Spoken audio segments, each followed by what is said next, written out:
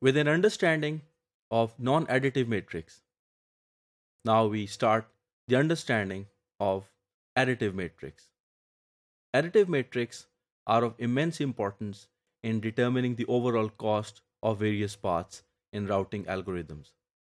Specifically, we look at it in the context of rate-based multiplexers. In this module, we shall understand what are additive matrix, how are they used in the context of multiplexers, specifically the rate-based multiplexers, and we'd also look at the implications which arise when we use weighted fair queuing as the underlying algorithm for multiplexing. The references that I've chosen are, as always, Anurag Kumar for communication networking and analytical approach.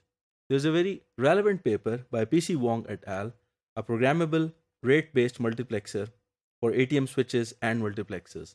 It was published in 1997 in a very prestigious conference of networks and communications called Globecom. Formally, we define additive matrix as the routing matrix which are added or summed over all links of a path, and the resultant path matrix is nothing but a summation. The examples are end-to-end delay and the hop count. Let's look at the end-to-end delay first.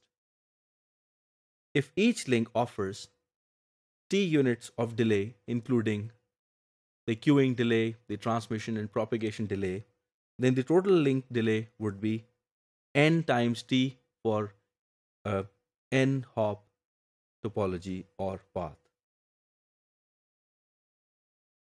How do we relate it to rate-based multiplexers? Since we are interested in carrying the traffic of various users from their sources to respective destinations, a multiplexer is a device that takes input from various streams of traffic and puts them onto a single line. Since it uses a fixed size frame, so for sources which are of heterogeneous data rates, rate matching is required.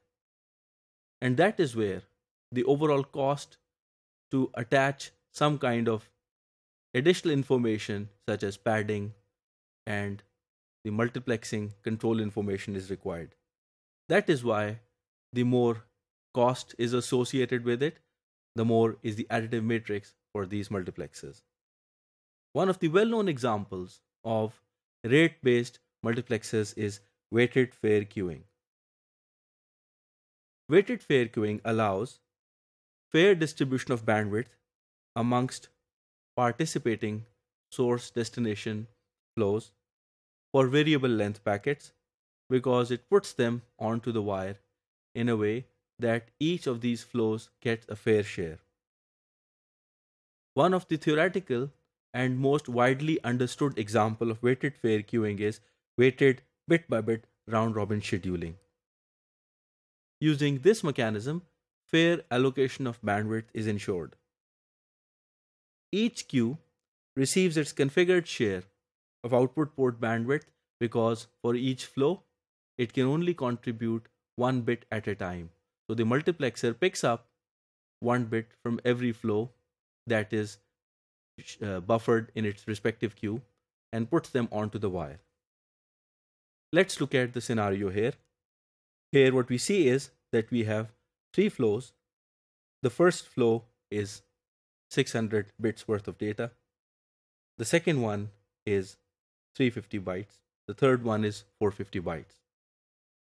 When bit-by-bit round-robin scheduling is used, we see that for 600 bytes packet, if it is given 50% of the allocated bandwidth and the other 2 queues are given 25% of bandwidth, then in a bit-by-bit order, the bits are extracted from every flow and put onto a single medium. Here we see that before the packets actually get through onto their destinations, the packets must be reassembled. What we understand from this whole exercise is that rate-based multiplexers actually involve the additional cost of multiplexing, which is linearly added for every incoming flow.